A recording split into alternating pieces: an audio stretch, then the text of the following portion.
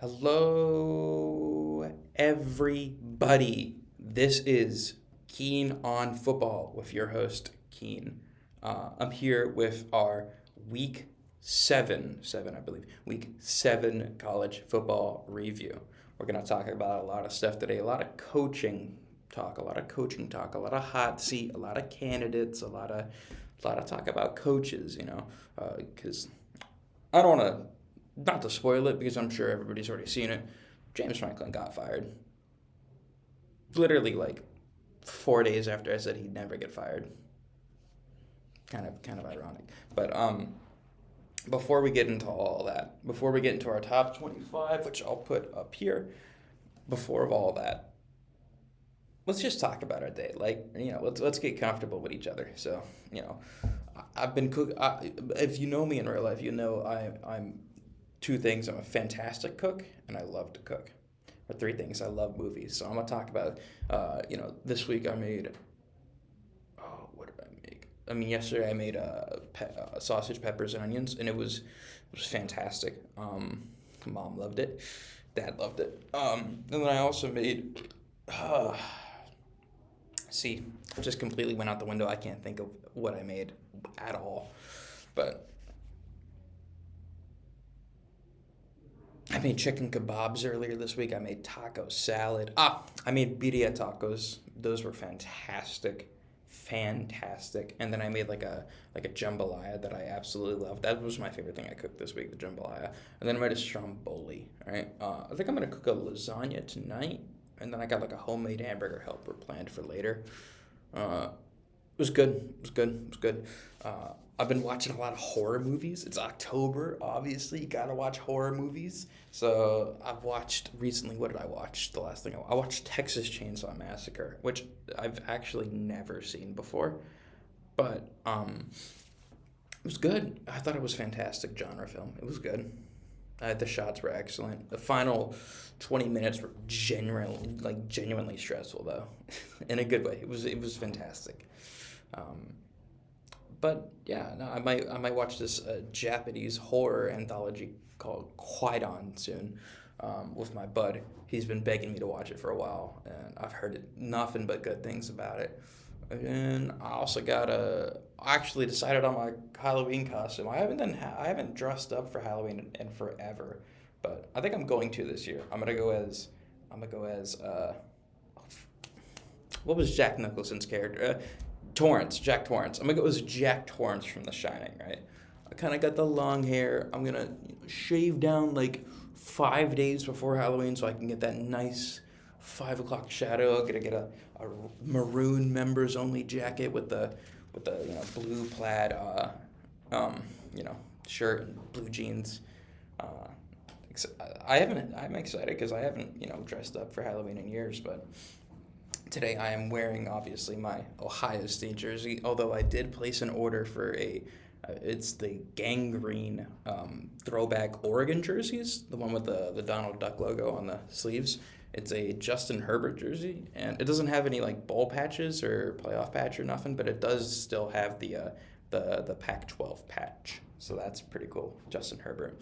I can't wait for that to get in. It says it's gonna come in December, and it's like, oh man, can I get it here any sooner? But yeah, obviously I'm in a new room today, and I got a mic, a nice little mic. I got a headset, which I might turn down. I don't like being able to hear myself that much, maybe just a little bit. But got a mic, got a headset, brand new room. It's a lot smaller. Still haven't quite figured out the settings I want to keep on this, but I think it looks nice for now.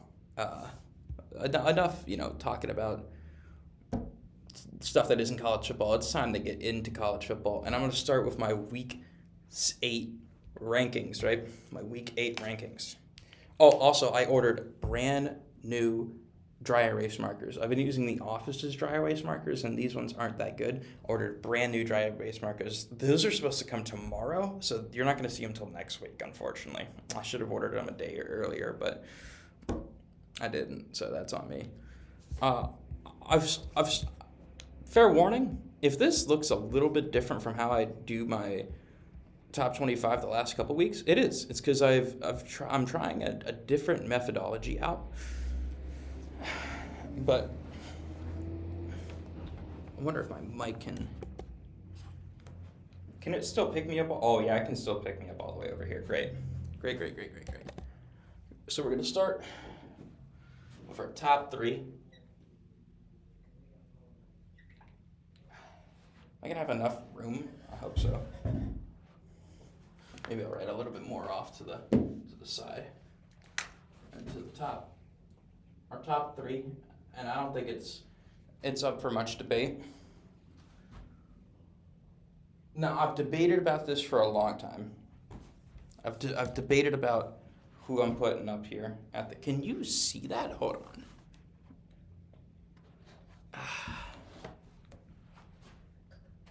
You guys can see number 1, right? Awesome.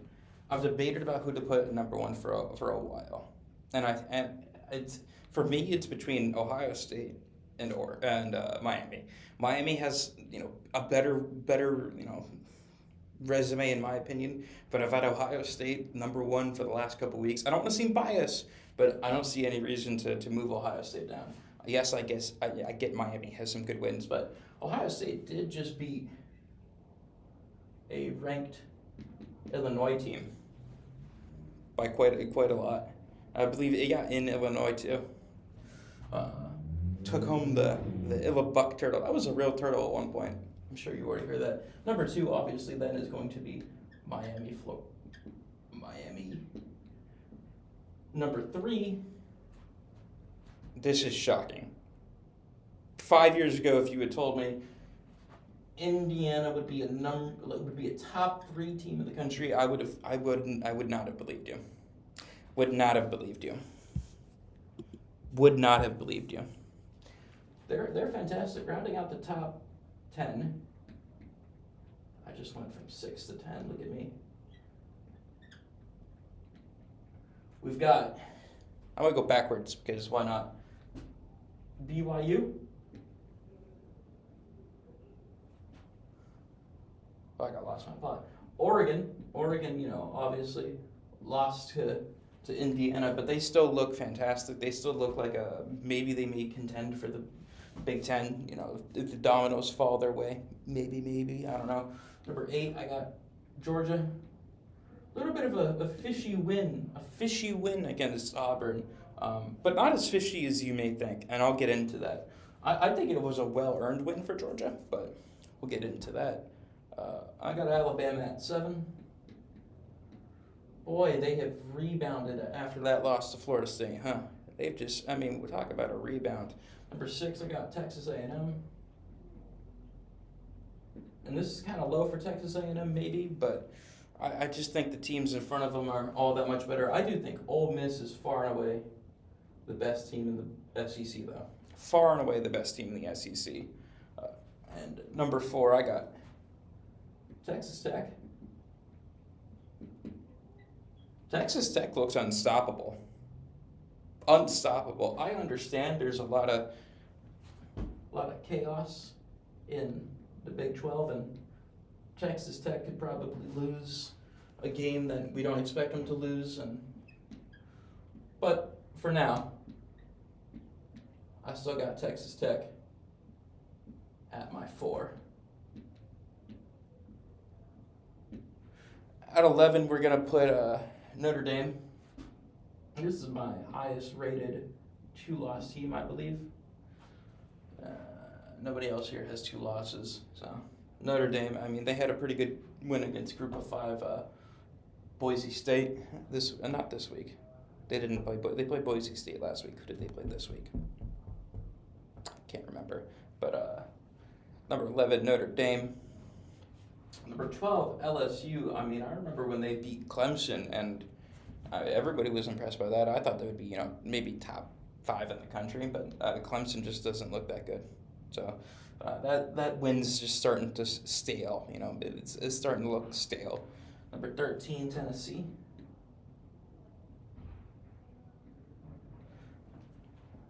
I keep losing my dang spot. Number 14, Mizzou.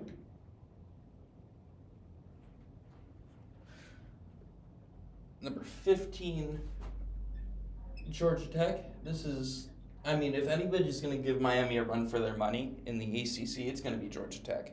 Haynes King looks. He takes care of business, man. He takes care of business.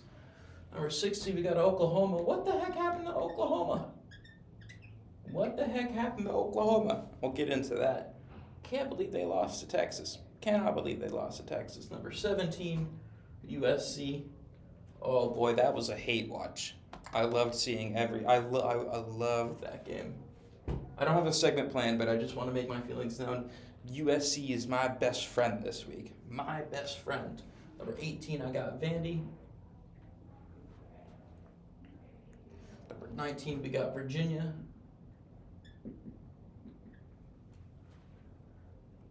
Number 20, we got Texas.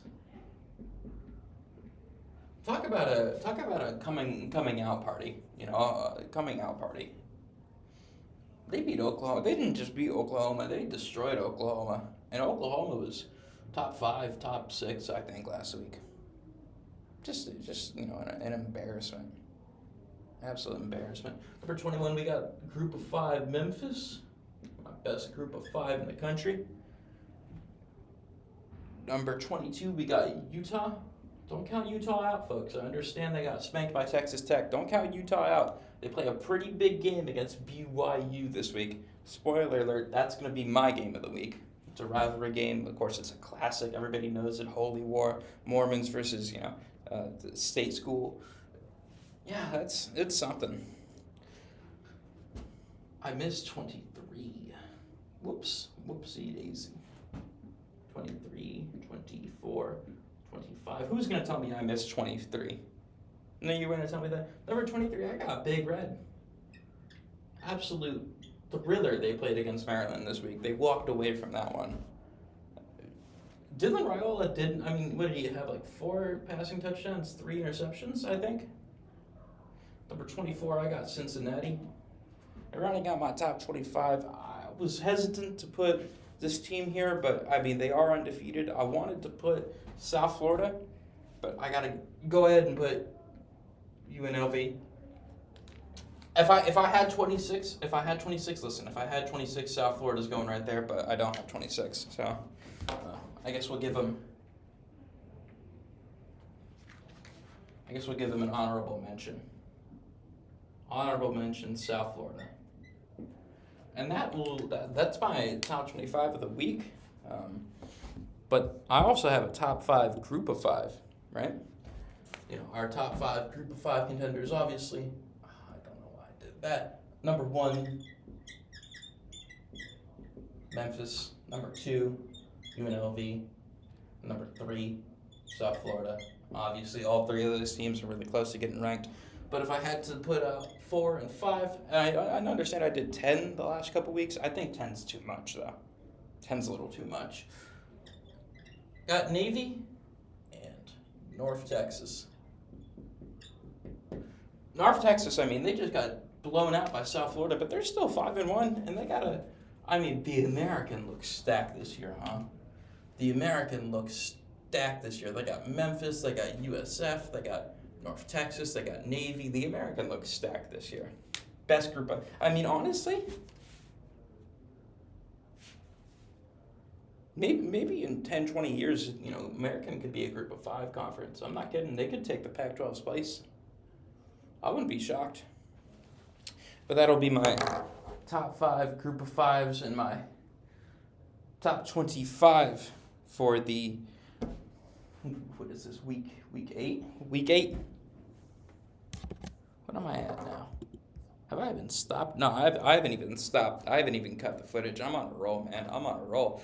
Let's keep pushing. I'm just gonna make some room right now. Or I don't know why I erased that, because I'm just gonna sit right back down, and I got a script right here. That's my problem. I haven't been keeping a script up. I should be, but I'm not. All right. Let's sit down and get to business. Let's get right to business, right?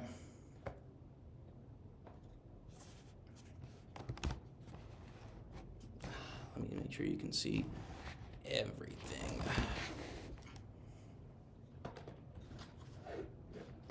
Son of a gun. There, that way you can see everything. The whole top 25 is up there, and my Keenon football's up there. I got everything I want. So, let's start with our awards of the week, huh? I believe I have those stored somewhere else, because of course I do. Of course I do. Why I didn't put those on the script, I will never be able to tell you. Sometimes I make dumb choices. My awards of the week, we got Team of the Week, Clown of the Week, previously known as Locale of the Week, but I didn't want to, steal U-Tree's thunder. He does the whole Locale thing. Clown of the Week, Game of the Week, Upset of the Week, and Dog of the Week, right? Obviously, our Team of the Week, it's going to go to Indiana. It's going to go to Curt Cignetti in Indiana. Our Clown of the Week, for the second week in a row, it's going to go to Penn State. Our Game of the Week, Nebraska and Maryland just played an absolute thriller. But if I had to pick a second one, UNLV Air Force. That fourth quarter was just absolute cinema. It was something else. Absolutely something else. Upset of the week, it's going to go to UCLA. I mean, maybe not the most dramatic upset, but I mean, UCLA, they're a wagon right now.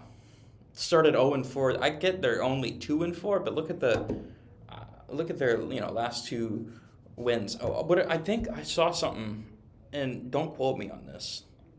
I think they are the first team to overcome back-to-back touchdown spreads. Or no, that can't be true, but they're a wagon. Regardless, they're a wagon. And my dog of the week, my MVP of the week, he's on the thumbnail.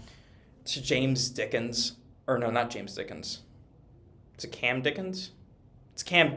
I wrote James Dickens. I meant Cam Dickey. Goodness gracious. I think I meant Cam Dickey. Oh, lordy Lou, I am a horrible host. I gotta lean so far over to type. It's Cameron Dickey. Yeah, I wrote James Dickens. My bad, young man. Cam Dickey, halfback from Texas Tech. I guess we're gonna get right into it. We're gonna talk about the meat of the show, storylines, news and what's forth. This week, I wrote in the script, this might have been the week of the upset, but honestly, this seems like the craziest college football season we've had in a long time. And I know we say that a lot. We say that, somebody says that at least once every college football season. But, this feels like 2007.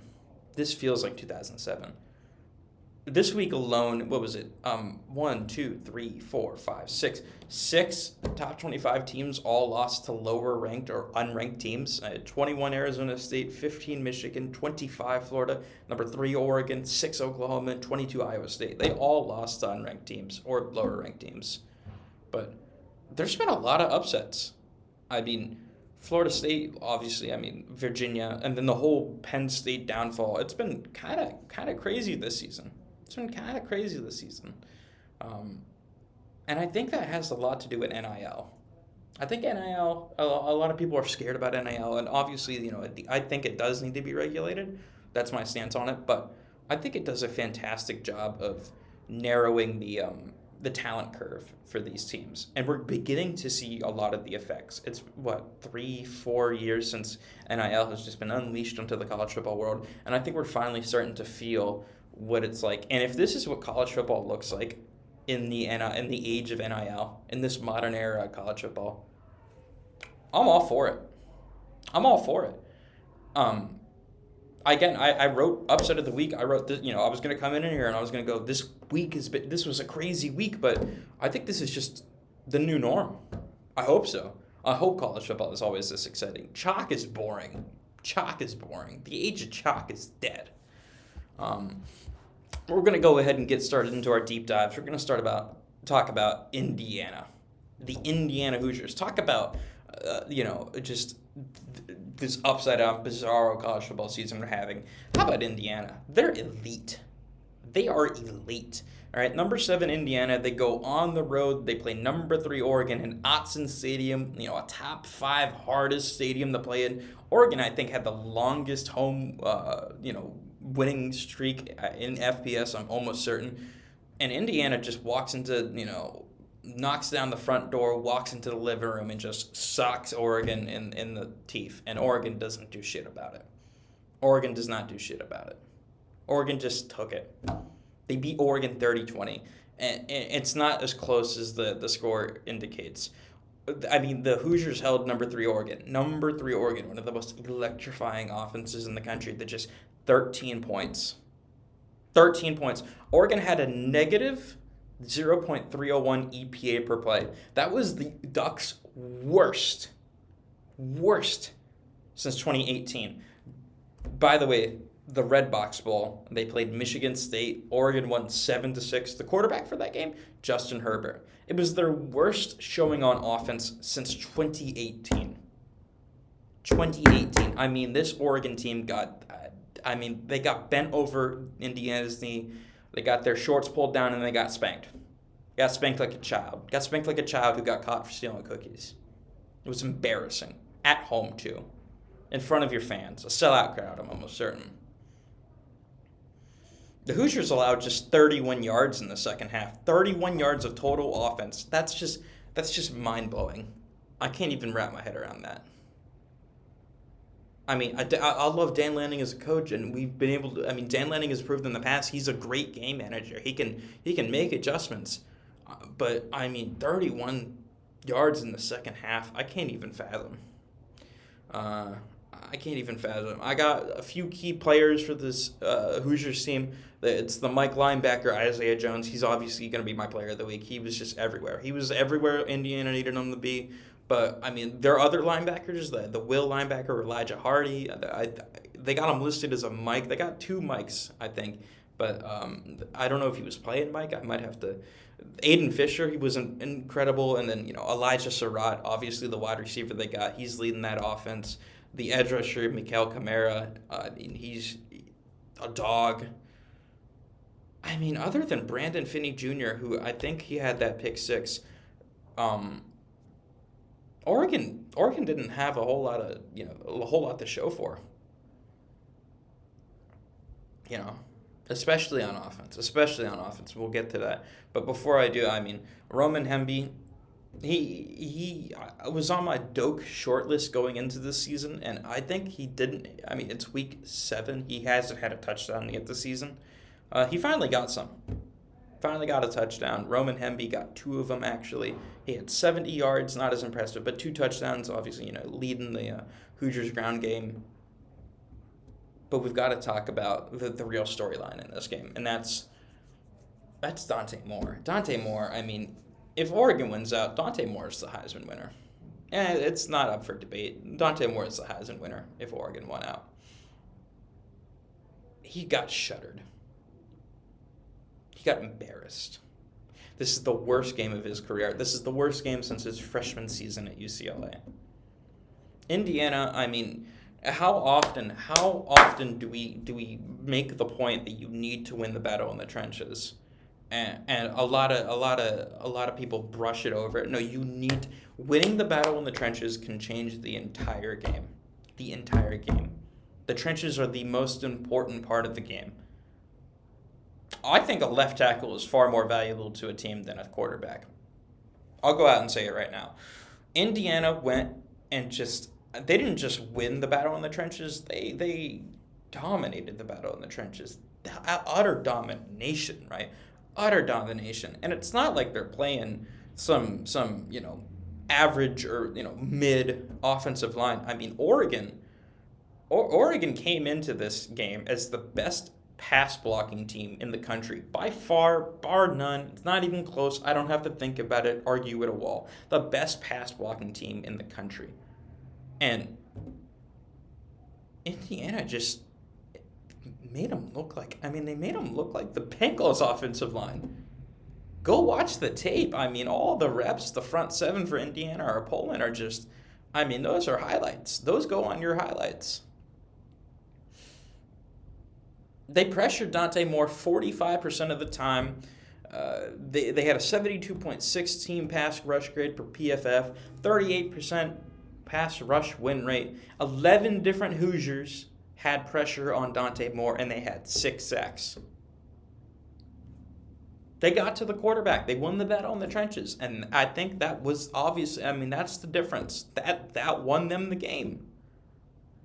It's not like Indiana was sending extra, 5-6 man blitzes. They were rushing 4 almost the entire game. But, pre-snap, and Indiana's been doing it all season. They got these pre-snap simulated pressures and these fake outs. It's hard to read defenses when they're really good at, faking you out. Just ask Dante Moore. I mean, he's scared shitless. He could not read a defense to save his life. Could not read a defense. Could not read a defense if it was a picture book. He just looked like a buffoon out there. An utter buffoon. Right? An utter buffoon.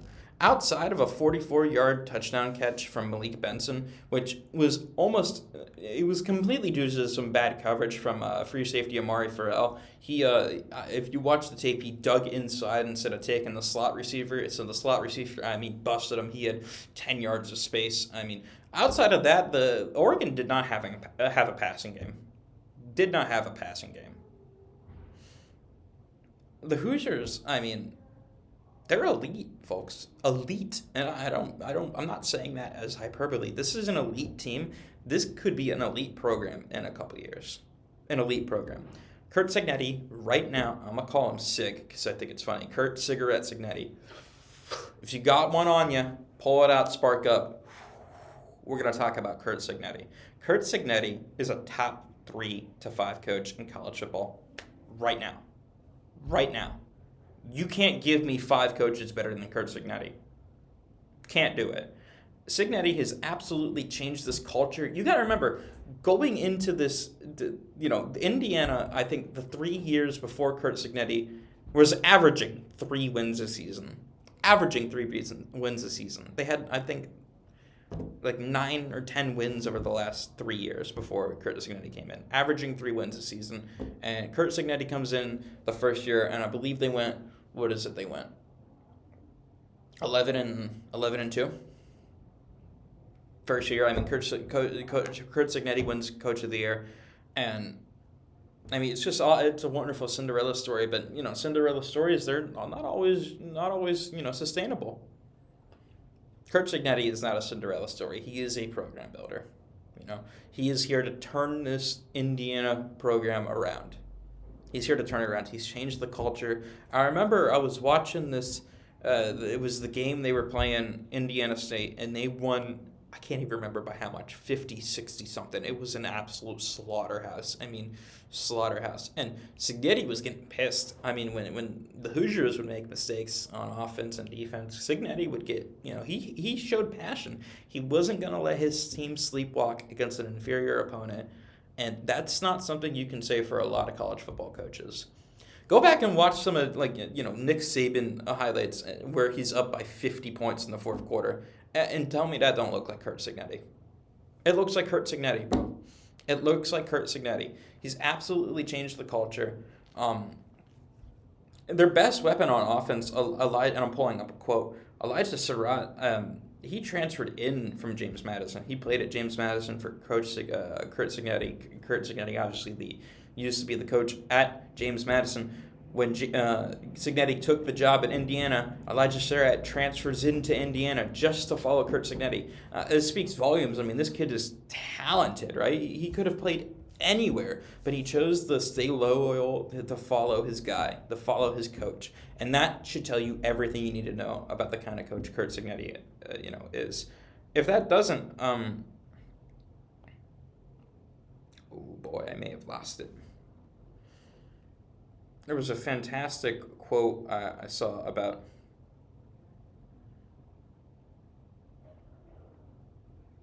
I think I lost it.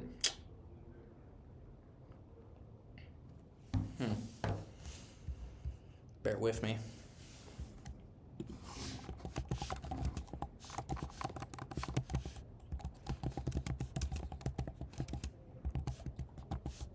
Oh, I remember where it was.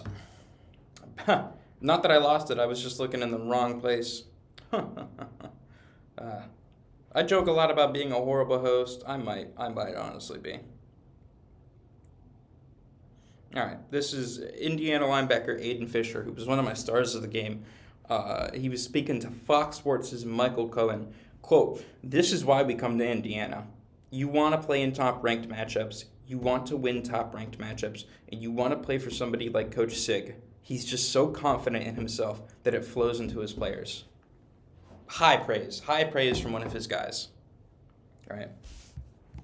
High praise. This is a program-defining win for the Hoosiers. It's just absolutely unbelievable what Cignetti is doing to this team. He has I mentioned earlier offhand, he won the Coach of the Year award last year. I think he has a shot at being the very first coach to win the award in back-to-back seasons. And they lost so much talent. You know, this team lost so much talent from last year, and they look better than they did last year. I mean, their only two losses last year was to Notre Dame and Ohio State. And I don't know if you live under a rock, folks. Those were the two teams that played for a national championship. Those are the two best losses you could possibly have. And those were the two losses Indiana had. Look at the schedule. I mean, the schedule Indiana has, they should finish 12-0. This win is program defining. This is Indiana's first ever road win against a top 5 opponent. And in my opinion, combined with their destruction of Illinois earlier this year, another solid Big Ten team, this puts the Hoosiers into some serious national championship talks. We have to start having these talks. But right now they're sitting at number 3 in both the AP poll and my poll. That is the highest ranking in program history. Before Sunday, the highest the Hoosiers had ever been was number 4. They did it twice, in 1945 and in 1967.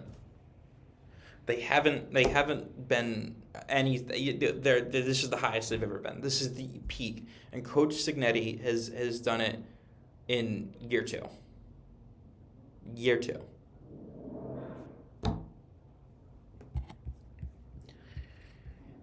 I'm gonna move on to this. It was a zebra show that was in Jordan O'Hare, this Auburn Georgia game, and I know a lot of people want to pin the blame on the zebras, but I feel like we need to give both credit to this Georgia Bulldogs defense, and we need to throw some shade by way of Hugh Freeze and Jackson Arnold. All right, number 10 Georgia beats Auburn 20-10. My players of the game, they're MAC linebacker C.J. Allen, he's going to be a Sunday player. Cornerback Ellis Robin IV. Quarterback Gunnar Stockton had himself a game. I can't find anybody on Auburn who deserves a shout-out. Georgia's secondary was a blanket. I mean, just an absolute blanket. 78.1 coverage grade, 5 forced incompletions, only 1 missed tackle in coverage, only 1 explosive pass, and it was from a busted coverage, and they did not allow a reception of more than 10 yards all game. It's not for a lack of weapons on Auburn. They got Cam Coleman, the exciting, young guy. They got Eric Singleton Jr. It's just Georgia's secondary is that much better. Strong safety KG Bolden, cornerback Dalen Everett, they're fantastic in coverage. Auburn has a load of talent, guys. This Auburn team is not bad on paper.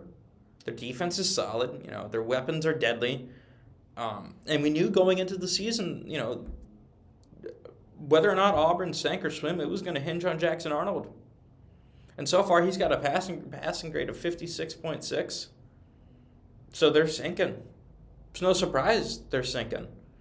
He's got 7 turnover-worthy plays. He's been sacked 22 times this season so far. We're only played 7 games, folks. And a lot of it's been his fault. It's not the offensive line letting him down. He's taking sacks he shouldn't be. I hate to say it, but it's the QB's fault that Auburn's sinking. The first half against this, Georgia game, the offense looked fine. Scored 20 points, but... Or no, 10 points. I don't even remember. But they were dog water in the second half. Dog water. I mentioned earlier, what was it, 31 yards the Ducks had in the second half? Auburn only put up 40 yards in the second half, 1.7 yards per play, negative 0.822 EPA per play, only 3 total first downs, a 45.3 offensive grade in the second half. Kirby's defense made a lot of adjustments at halftime, as Kirby will always do. One of the best adjusters in the sport. Hugh Freeze regressed to calling a lukewarm offense. I mean, this Auburn offense has been, especially this passing game, has been it's been head scratching.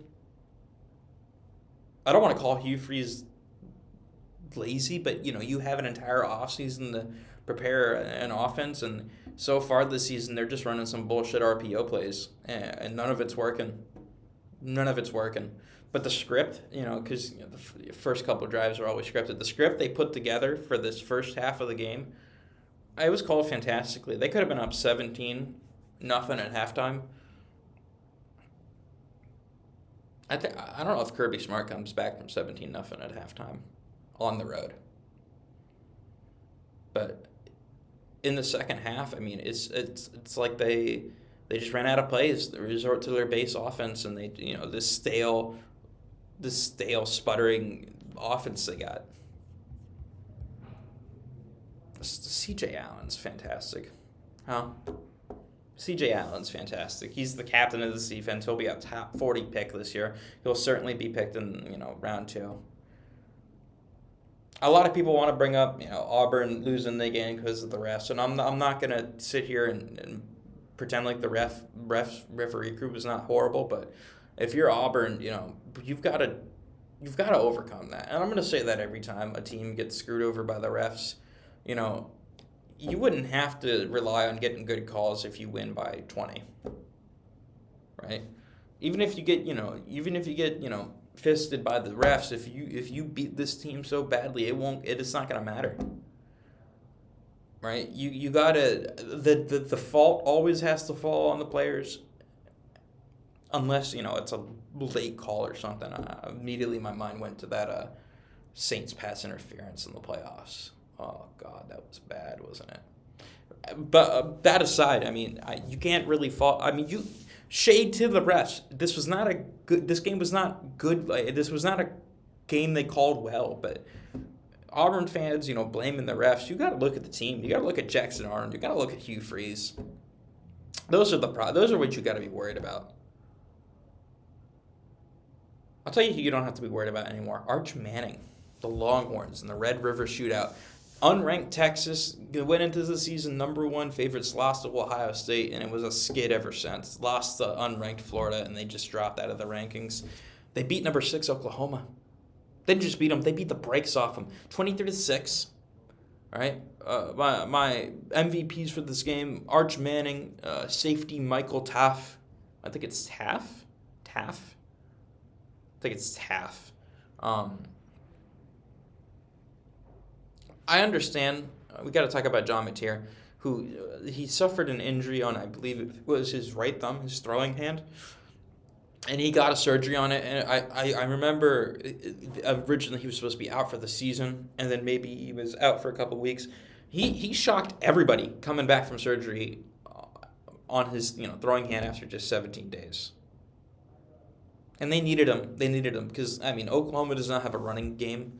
And we've been talking about it all season. Oklahoma does not know a running game. Does not have a running game, and Texas knows that. And Texas made Mateer beat him with his arm. And even if Mateer was cleared to play, he's not 100%. He's not 100% healthy. Obviously, he's not going to be 100% healthy. The Sooners cannot get anything going on offense. 91.5 run defense grade for Texas. They only missed 1 tackle against the run all game. They did not allow a run of longer than 11 yards. Oklahoma's, passing game looked okay. I mean, John Mateer wasn't the best, but they need to find a way to run the ball. And they've got a murderer's row for their next couple of games, folks. Go look at their schedule. They got to play it's a murderer's row of run defenses. What are they even doing with Jaden Ott? Have we forgotten Jaden Ott plays for this Oklahoma team? He's not even the starter. Do you remember how good Jaden Ott was at California? Hey, he's not even starting, man. I don't get it. Why is he not? Where is Jaden Ott? We're talking about this Oregon team has trouble running the ball. Why don't they play with Jaden Ott a little bit? Why don't they use Jaden Ott?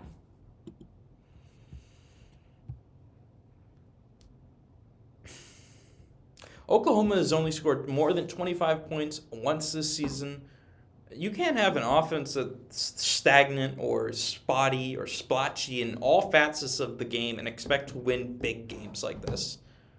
The halfback, Torrey Baylock, who is starting, he's had flashes. It's not enough, though. It's not enough having a flashy running back. They got to find a way to run the ball. They got to find a way to get physical on defense. They've got to find, I don't understand how an SEC contender can be this bad at an aspect of the game. An aspect of the game is so important. I mean, one day I'll share with you my 10 commandments. One of my 10 commandments is establishing the run. Even if you're going to throw the ball a lot, you need to have the threat of the ground pound. You got to be able to pound the ball. And if Oklahoma can't run the ball, what am I going to do as a DC, right? I'm gonna play into that. It's going to be real easy to play into that. And we saw that against Texas. Arch Manning, he looked atrocious not even atrocious, just underwhelming the first, half of the season. He came out. He had a coming out party. 83.7 passing grade, 87.5% adjusted completion rate.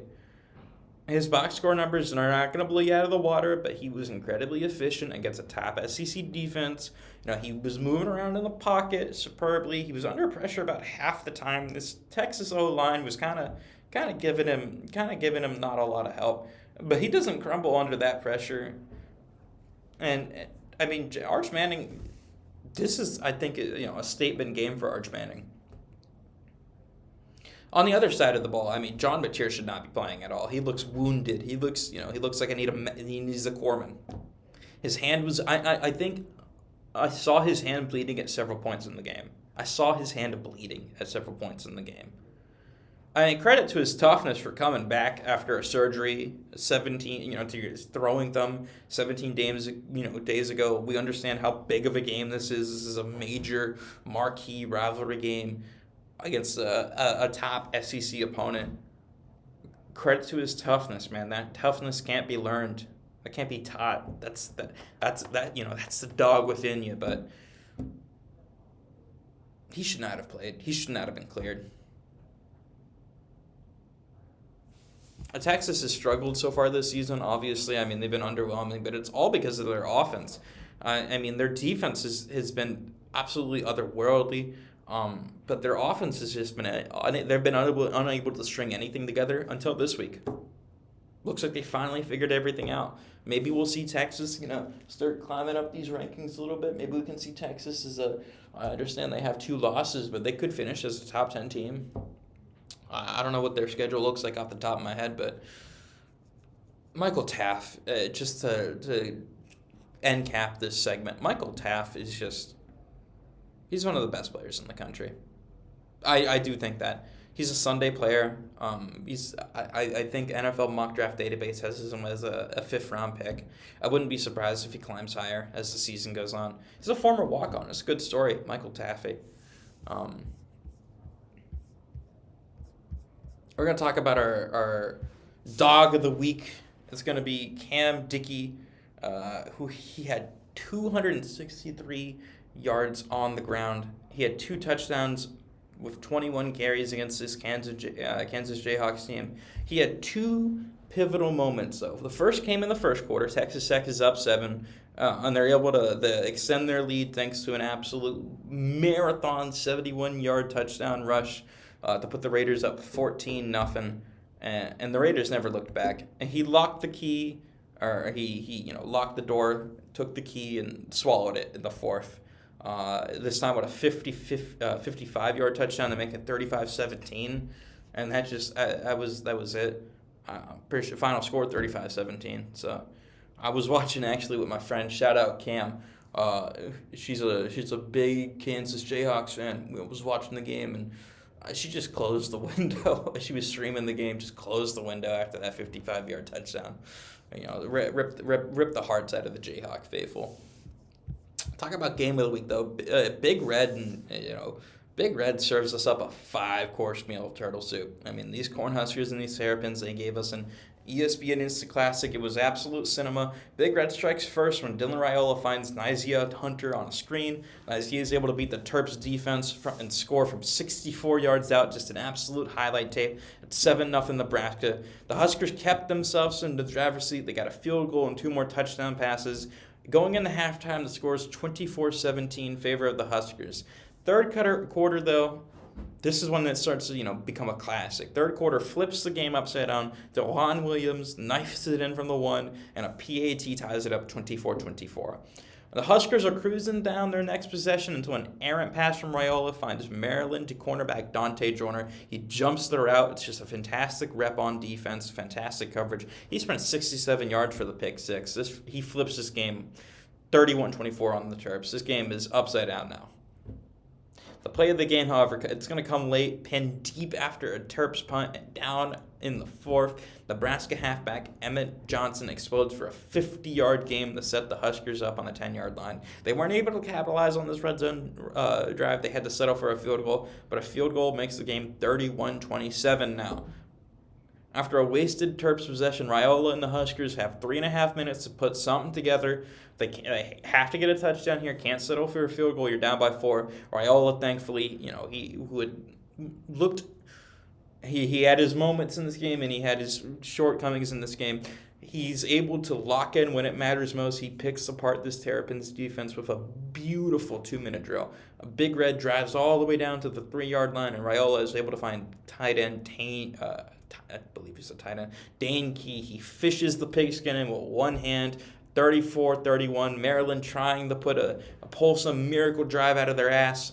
After a turnover on down, Nebraska's able to nail it. Big Red walks away from Sekou Stadium with a win. And, I mean, this Maryland team, credit to Maryland team, the Maryland team's scrappy. They don't go down without a fight. But this Nebraska team, I get Dylan Raiola's corny, but he's shown some flashes. I'm excited for him. The UCLA, after their historic win against Penn State, they're able to do so again, this time against 7.5-point favorite Michigan State. They win 38-13. The Bruins found an identity with their new leaders in Tim Skipper and Jerry Neuheisel? Neuheisel. I still don't know how to say his last name. Somebody's going to correct me. Nico Imalava looks surgical. He looks like the player, UCLA paid for. The Bruins, they got to play against Maryland next week, this scrappy Maryland team. They're hoping that, they can take this tough physical game and ride this momentum they have. They're a wagon against this Maryland team. If they win 3 in a row, I mean, they're 3-4. They're still their bowl hopes are still alive after starting 0-4. And that's most of our news for the week, but we got one more big pressing story we got to talk about. James Franklin, not even 72 hours after I had said he would never be fired because it's a $50 million buyout, and I don't know where Penn State's going to get the money. He's going to be stuck with Penn State until 2032. I believe the quote was, "It's your shit sandwich, Penn State. You got to eat it." He's fired. He's gone. Buyout. I think it's $48.7 million. And I saw a rumor, and I can't confirm it, that actually it was Adidas who was able to make this possible. That and I can't for the life of me remember where I saw that. But Adidas was able to make this possible. They were able to a lot of the higher ups in the Penn State administration wanted Franklin gone, but it was Adidas who not only pushed for it but was able to take a lot of the financial burden. That is just a rumor. Don't salt that on your beef and hope it don't spoil. James Franklin becomes the first coach in history to lose 2 consecutive games when favored by 20 or more points.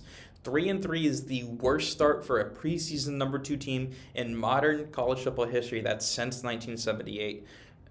This sudden collapse of what should have been the best Penn State team in a long, long time shows that James Franklin has utterly lost the locker room. He's lost the culture. He's lost the staff. He's lost the university, and then now he's lost Drew Aller. I get he struggled this season. He's looked horrible. He's still the anchor for this team. Losing Drew Aller closes off all hopes for an in-season rebound. It's likely, that's the nail in the coffin for James Franklin.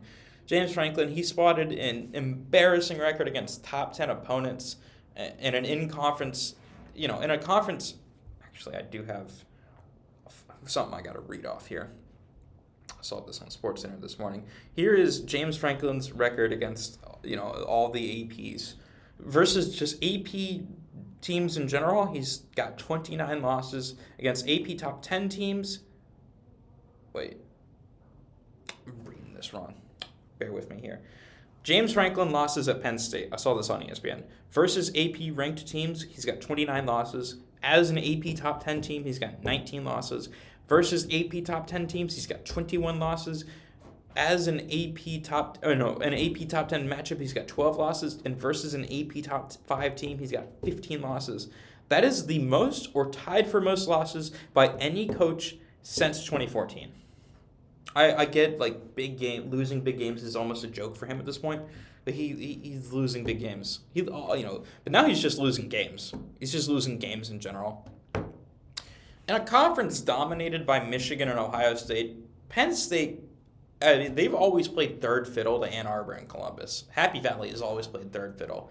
The addition of USC and Oregon into this upper echelon of the Big Ten just makes this job so much harder for Penn State. James Franklin's inability to beat either Michigan or Ohio State or to win key matchups was already, it's a point of contention for as long as he's been in Happy Valley, but this putrid start to the season, it's just too much the bullshit pass if I'm James Franklin. I mean, Happy Valley was chanting fire Franklin for almost the entirety of the second half against this Northwestern, team. The financial weight of the buyout, I think it's $48.7 million. It's huge. It's the second most in history. The only thing that compares is Jimbo Fisher. Texas A&M paid him $77 million to fuck off. But that had always loomed as a deterrent. Deciding to fire Franklin mid-season, this implies that the administrators and apparently Adidas are judging that, underperformance is costing more in prestige and optics than absorbing the financial hit. And James Franklin, as a quick addendum, he's failed to recruit at an elite level recently. Per On3, they had the 16th best class in 2026, 13th best in 2024, or 2025, 15th in 2024, 14th in 2023. This is a Penn State team that has resources to pull in top 10, top 5 classes, and they're just not. They're not. So he's not a good recruiter. He can't win big games. I'll tell you what, though, this job market looks exquisite. But before we get into the job market, we're going to talk about some of the replacements for James Franklin. And I consulted several sources. Here's the names I see pop up the most. Curt Cignetti. I don't think Curt Cignetti is leaving. Number one, he's a little too old. I think that if I'm Penn State, I want a young coach who I can have for 20, 30 years. I want a Nick Saban, right? And Curt Cignetti, he's kind of up there in age, and also I don't think he's leaving Indiana. I think he's turning Indiana around to stay. Matt Rule for Nebraska, Matt Campbell, and Manny Diaz are probably my top 3 picks. But Dan Mullen, he's got experience turning Mississippi State and Florida into contenders. He got UNLV at 6-0 right now. Clark Lee at Vanderbilt has just absolutely turned that program around, and it would be pretty interesting to see. James Franklin was the guy who originally turned Vanderbilt around. Maybe they try, maybe Penn State tries it again with Clark Lee.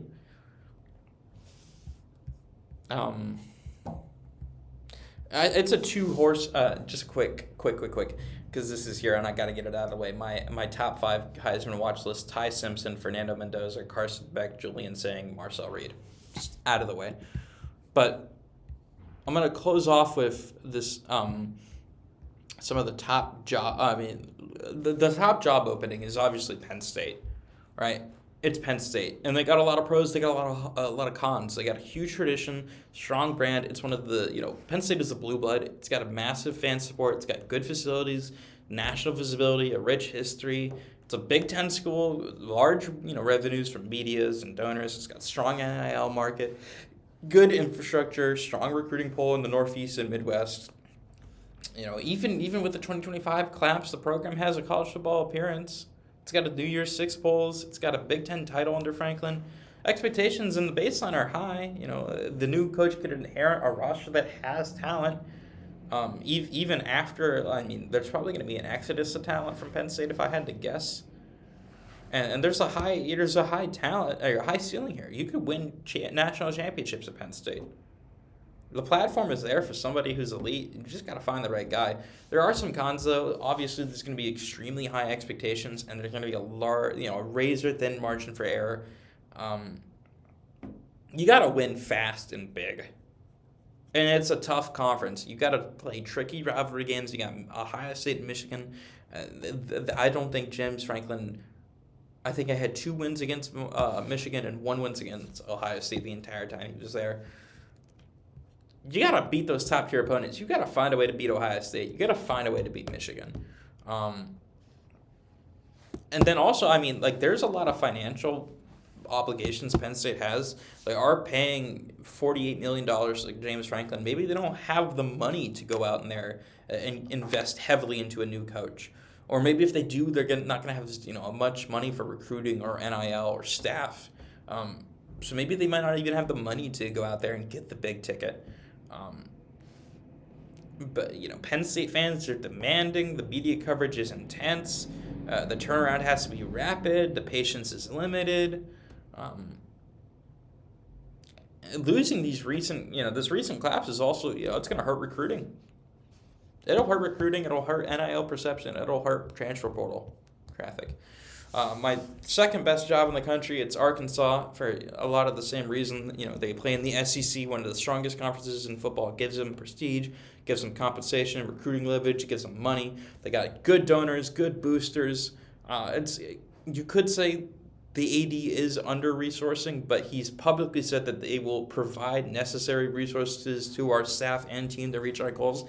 How much weight you put into that statement, I'm not too sure.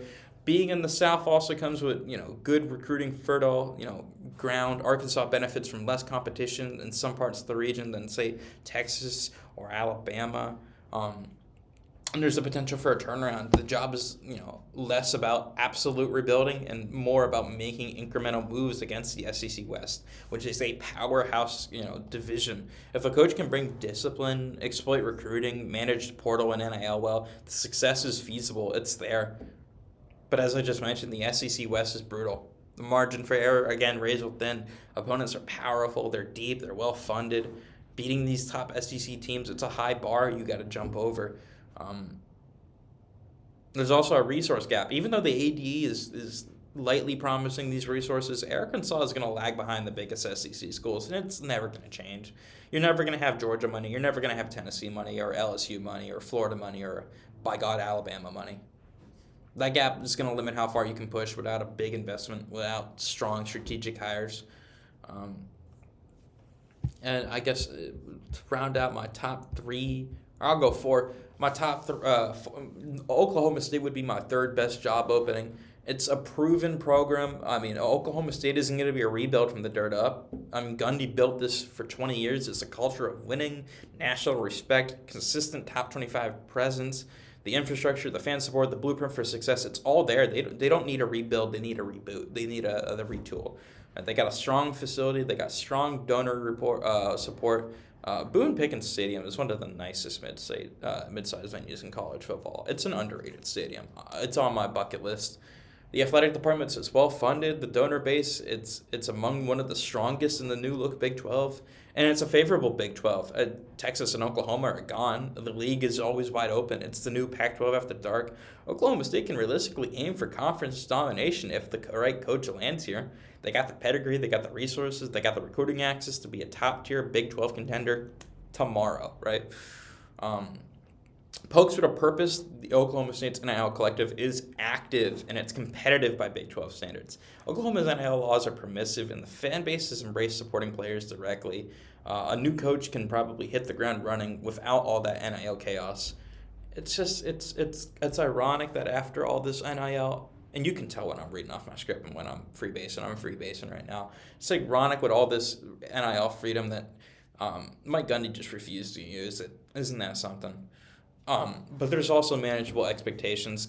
Kind of, 2 decades of stability. The administration understands that transitions are going to take time. The bar is to get back to respectability, not to win 10 games immediately. Long-term standard is certainly to win 8 to 10 games a year and to stay nationally relevant and to finish in the top 25. But the margin for error is not as razor sharp as it's going to be at Penn State or Arkansas. But there's some cons. Obviously, you're following a legend. Mike Gundy is Oklahoma State football to an entire generation of fans. For my entire life, he's been the coach at Oklahoma State. For as long as I can remember him, there's never been an Oklahoma State without Mike Gundy. So whoever compares to him whoever replaces him, he's gonna be compared to him. Longevity, cultural imprint, the shadow is gonna be suffocating if you can't keep up. Obviously, with all roster turnover is going to be a problem, and declining, and lost locker room is going to be a turnover. You got to, grab these guys by the neck and get them on board, and that's not always the easiest thing to do. While Oklahoma State can recruit solidly in Texas and Oklahoma, it's never going to outdo the SEC or the Big Ten for these top 50 players in Texas and Oklahoma. I mean, this new coach is going to have to be more of a trainer, a developer, a talent evaluator, and he's not going to be able to chase these stars. They're not going to have the money that these SEC and Big Ten teams are going to have, and they're not going to have the prestige that they have. You've got to be able to look at who's the best, not who's ranks the best. And Oklahoma State's NIL operation, I know I complimented it a lot. It's solid, but it's not elite. TCU, Utah, and obviously Colorado have their NIL programs are better. So they got to be smart, they got to be creative, and they got to compete for these top transfers and these high school talents. Moving on to number 4, and I think our last talking point for this video, it's going to be UCLA. And honestly, I don't know if UCLA is in the market for a coach. Tim Skipper and Jerry Neisinger, I mean, they've got this program buzzing already. They might just stick with them. But in case there is a job opening, the pros, obviously the location, the recruiting potential, being in Los Angeles and California at large is a huge recruiting asset. There's a deep, deep pool of high school talent. I think Southern California might be more talented than Texas. I don't know. It's talented. The lifestyle, the exposure, the media, it's obviously big LA, Hollywood. UCLA can sell the locale like no other team in the country can. I mean, I get Alabama has money and prestige, but you got to live in Tuscaloosa. If you go to UCLA, you live in LA, you live in Hollywood, right? You live in the Calabasas, right? And it's a strong academic brand. That matters to a lot of people. Academic prestige is meaningful for a lot of recruits. I mean, Kayvon Thibodeau, I remember vividly he had an interview about why he committed to Oregon, and when he had offers on the table from Alabama, and he's like, well, I don't want to go to Alabama because nobody goes to Alabama to learn nothing, basically. And I don't remember the exact quote, but he went to Oregon because it's a strong academic brand. And that helps, pull in a lot of players. Big Ten membership, just like for Penn State, they're gonna get media exposure, they're gonna get revenue sharing, NIL funding. This gives. Actually, there's a new. I'm just gonna skip that. And there's also a change for a fresh start. Deshaun Foster was fired after an underwhelming stretch, and the guy before him, Chip Kelly, just was not any good either. Any incoming coach has a chance to just hit the reset button. Start from ground zero. Rebuild recruiting, rebuild the culture, revise this NIL strategy. There's an upside in being the one who brings, UCLA back, and being the and I don't wanna go ahead and, call him the the name just left my head.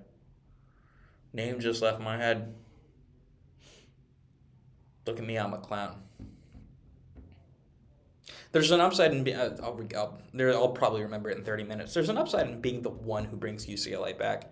And there's also a lot of shifts. Donor interest might be rising, recruiting, It showed some energy under Foster's short tenure, but obviously there's going to be cons.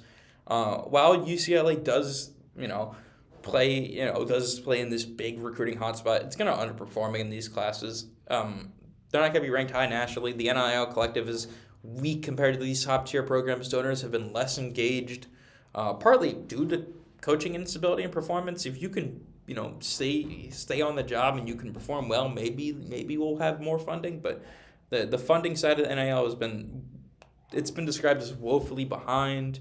And there's also a financial deficit. UCLA athletics has reportedly operated in the red in recent years by a large margin. It limits how much leeway there is for big investments. Booster support and NIL contributes to rebuilding. The facilities are good, but there's talk about needing upgrades, a possible construction of a new on-campus stadium. Remember, they play at the Rose Bowl. That's not on campus.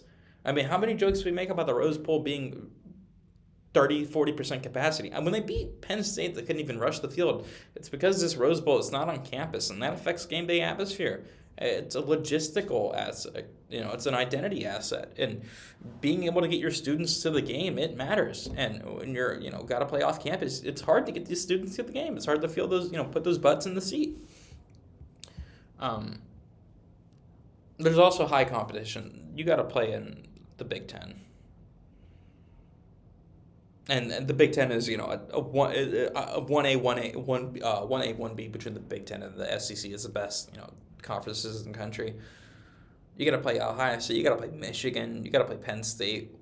USC is right across town. Oregon, they're going to all be looking to drop, top recruits.